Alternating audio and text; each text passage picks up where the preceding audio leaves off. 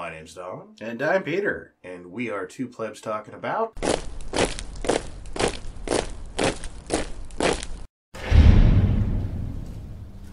California. This week in the DPRC. So, you know how we talk about following up on stories occasionally? Yeah. Sometimes we just don't. Yeah. This is my new favorite Friday story. Uh-oh. This is my favorite DPRC story. Oh, no. What did Comrade Newsom do? So, you may or may not remember that right after he took office, he said, we're going to talk high-speed rail. Right. And we're going to shorten it down. Because it's just too expensive. Right. And maybe this is a train to nowhere, but meh. And we're going to keep all the government money. Yeah. And then Trump actually got about $1 billion back out of it, right? Oh. Is the Federal Rail Association or whatever went, all right, that's enough. Thanks. And they're still looking to get the other $2.5 billion back. Uh-oh. So that's going well. Yeah. But more importantly, we're going from Bakersfield to Merced. Right. Which, as I recall from the last time that we looked this up, is like a 2-hour drive or something like that. Right. So, I mean, hooray, you hypothetically will now have a commute that is minutes that would otherwise be a 2-hour drive. I guess that's super important. As long as you're going between those two spots. Right. So, that's exciting. However, partly, to be fair, because they pulled the $1 billion back, and because they're talking about how to get the other $2.5 billion back in grants, the feds to California. Right. But also partly because there are effectively no more allocated funds for this. Right. Already. It looks like, and this has taken, how far back do we report that? 3 weeks? I think so. Ish, maybe a month? Should have looked before we did this. Right. But let's go big and say it's 2 months old. Right. In 2 months, we went from, this is totally viable, we're just going to have to shorten it down, and maybe you don't like where it's going, to... And we get to keep all the money. Yeah. 2, not so sure we can pay for this. Whether or not they take back the $2.5 billion. So, in other words, they've already spent all the local allocated funds on this back to, was it $12 million a day? If I remember correctly, is what they were costing? Yeah, 12, 13, somewhere in there. 12, 13. To the point of, well, we needed to keep that money so that we could afford that itty-bitty stretch that we said we were going to do. Yes.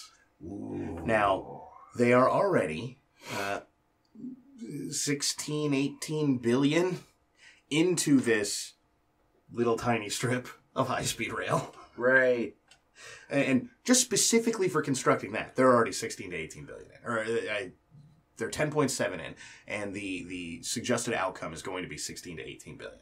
Okay. However, somebody went through and went, we kind of just looked at a map, and we took an average per mile cost of eminent domain to see what it would take for us to buy it, and we probably shouldn't have done that, because it looks like what we did is like if there's a little corner of a property, we went right through here, which is going to double the cost of this area, and it's not enough space for us to move around energy thing, electric light poles and all that kind of thing, to a place where we could actually put it. So it's probably going to take almost double what we said the eminent domain cost would be. Oh. And so I'm sure that'll go fine. Well, actually, they always poorly plan out these projects when they say, this is a thing we can do. It should only cost this much. Right. And then when they finally get into the nitty-gritty, I'm like, oh, no, our budget's going to be blown to like 5 times the amount of what you originally said it was going to be. Yes. At minimum. And so, even the LA Times, who, by the way, has been, if you have not been following the LA Times in this story, for years now, they are huge champions of the high-speed rail. Rail's good. Right. You know why they're not championing it anymore? Because it doesn't go to LA anymore. It doesn't go to LA anymore. Exactly. It ain't our bus stop. We don't carry no mo. Right. Who cares about Merced or Bakersfield? And the answer is, of course, no one. The LA Times is right there. It's not San Fran or LA. We don't care about it. Exactly. And so all of a sudden, all of the obvious problems that everyone in this state to the right of Karl Marx has been talking about are now printed in the LA Times.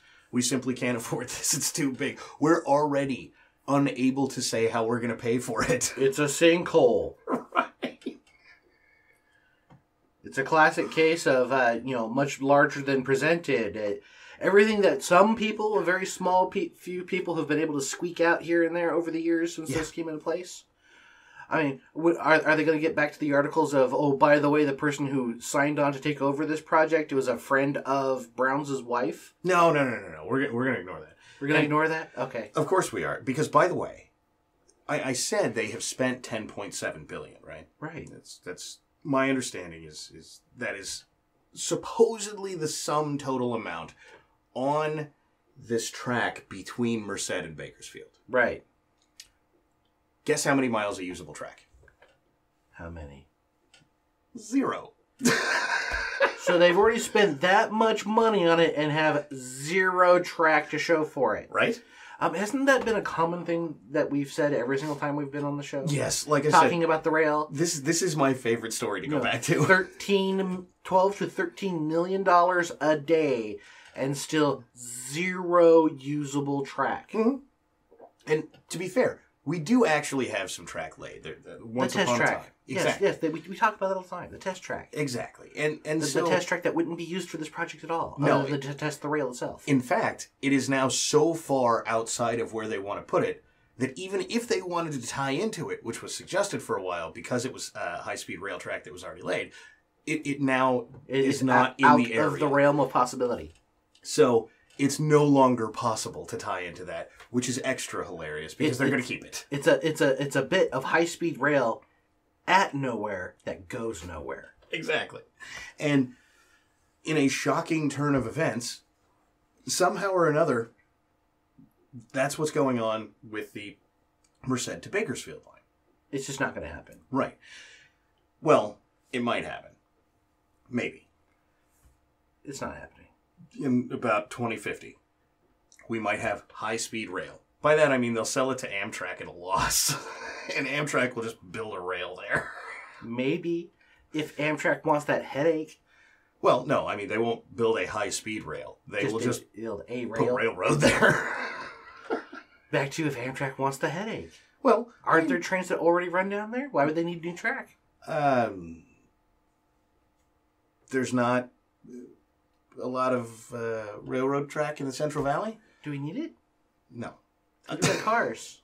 People just drive. Well, so, I mean, presumably that's why I-5 is there. Right. But for some reason, we really, really need this high-speed rail. Just ask, Czar Newsom, and he will tell you.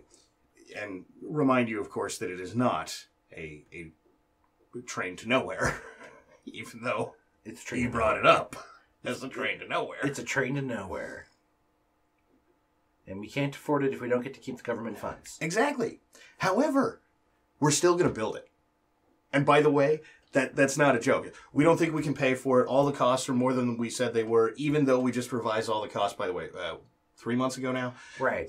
And so there's not even a feasible hope, even if the feds don't take back the money, that we actually build this, but we're still building it. We're still going to build it, even though dropping it down to only 10% of what we had originally said we were going to do is going to cost more than what we originally said it was going to cost for 100%. Yes. We're still going to do it. Exactly. Because we're committed.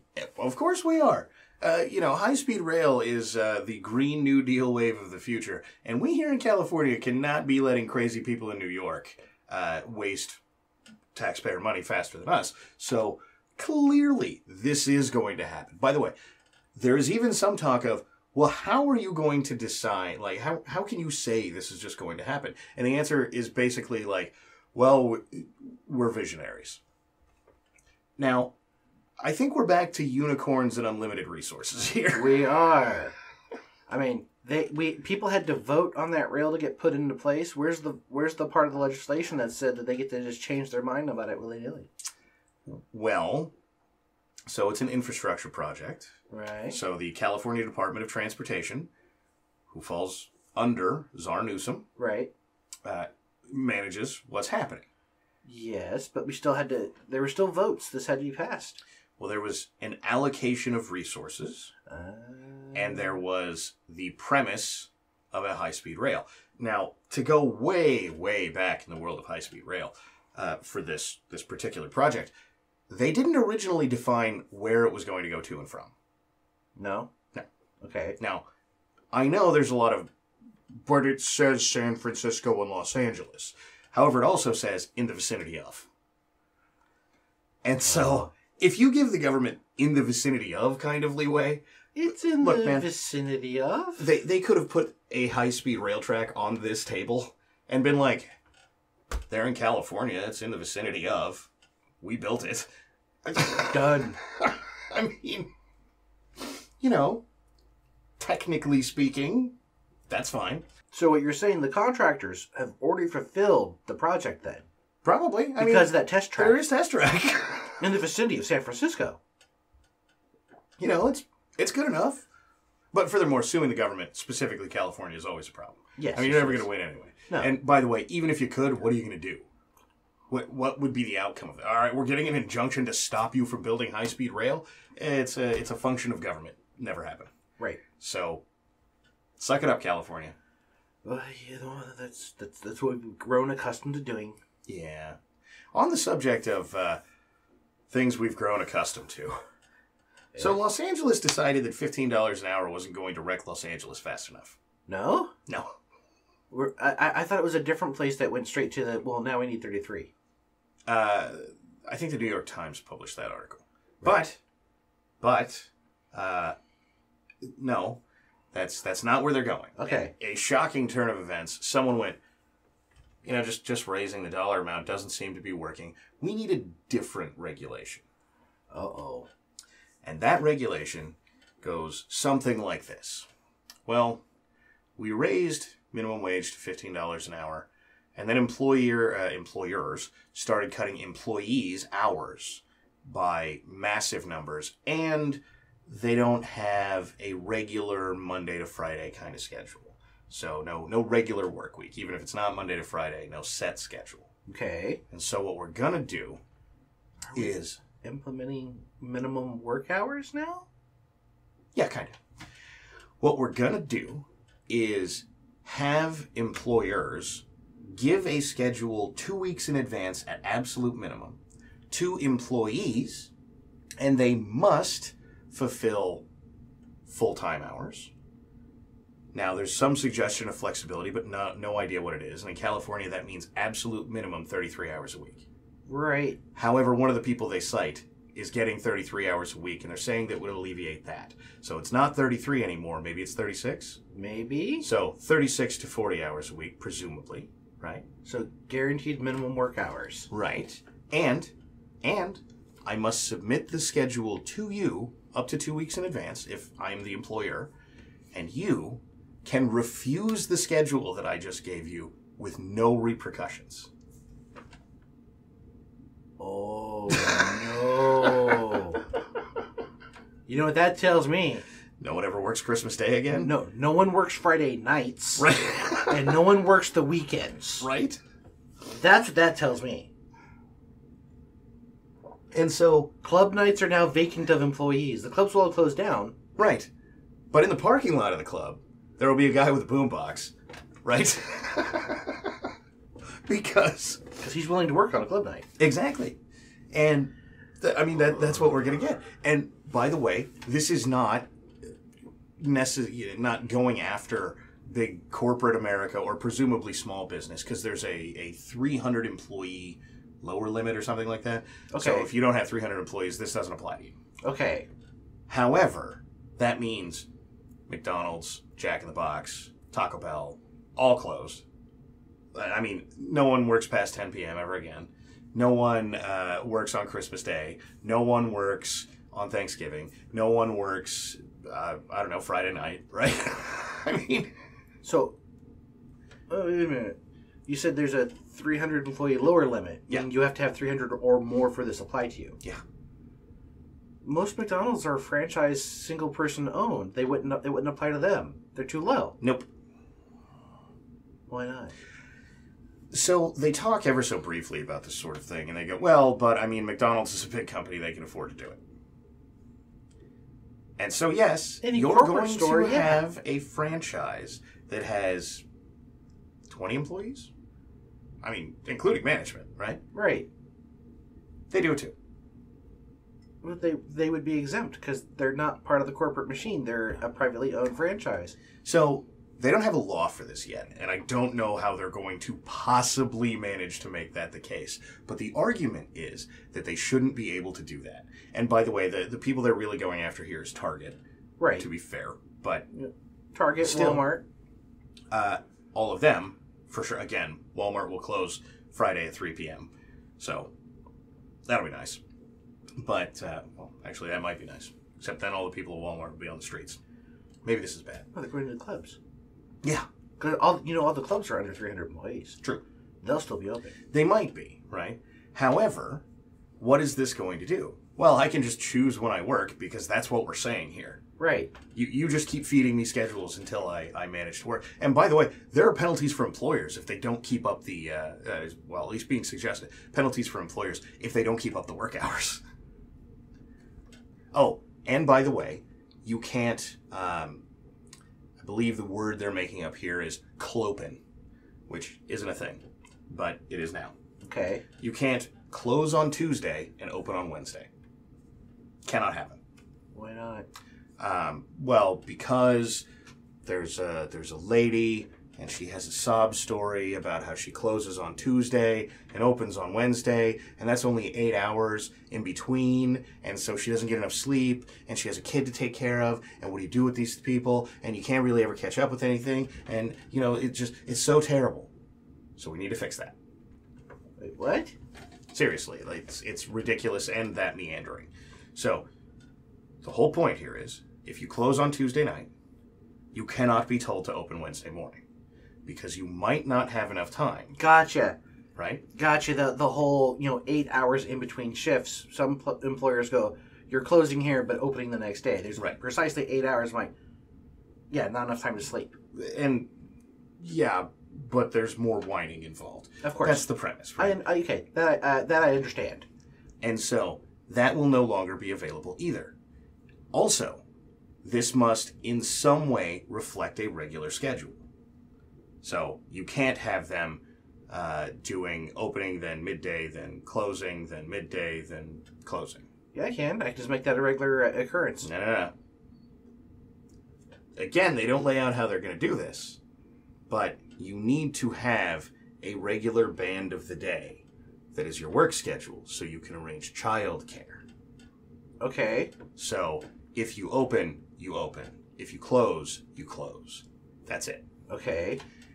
And, while we're at it, a big problem that we're all having is on-call part-time workers. And what's amazing is, they say this is a big problem that needs to be addressed and not how they're going to do it. So I am waiting for the legislation where it says no more part-time workers to fill in shifts. Right. And it's going to say that, whether that's what they intended to say or not. Well, I mean, you can already tell that it is, because at this point in time, they're saying there's no such thing as part-time. Basically, right? You're guaranteed a minimum full-time hours at guaranteed minimum $15 an hour. Right. Oh, I'm sorry. There will be full-time, or will be part-time. And that part-time will work something like this. You can be hired part-time and move to full-time, right? So if you, I don't know, offer to go work at Target and stock shelves in the middle of Christmas or something, and it's a part-time gig, and you can do that, but Target has to give you a pathway to full-time, which you have to approve of. So this really is the public seizing the means of production. Workers of the world unite, my friend. Because at this point in time, I mean, the employer can't say, this is what I need my employees to do. Nope. This is the employee saying, this is the way my life works, and you have to work around it. Yeah, basically. That's not going to fly. Yeah, probably not. But have you considered that there's a young lady with a child who's a single mom who can't find daycare for her kid? And? Read the article, man. That's what it is. I'm serious, though. By all means, make this legislation, pass it, put it into effect, and you're going to see store closures left and right. Mm-hmm. I mean, this will be a great way to support brick-and-mortar mom-and-pop stores because they're the only ones that will survive this. That's true. We might Except for the fact they won't be able to afford the minimum $15 an hour pay wage. You got it.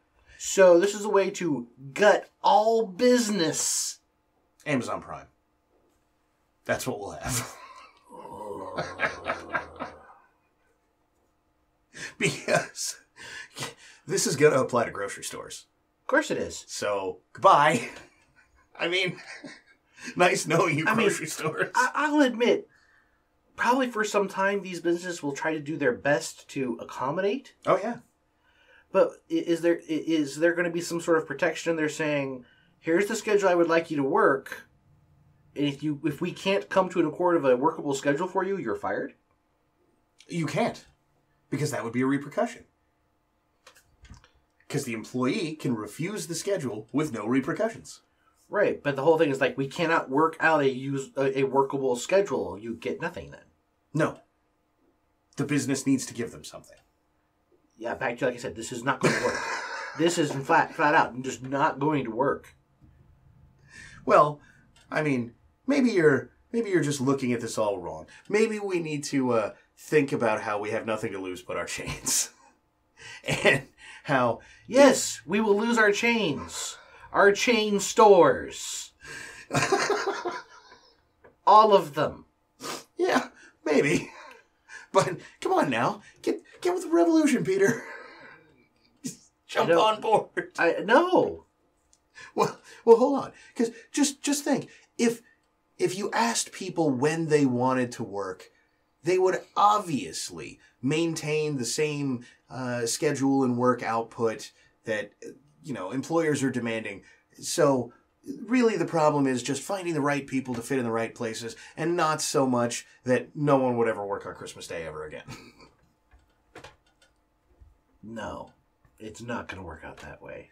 No? Christmas Day will never be worked again. New Year's Day will never be worked again for any stores that meet these qualifications.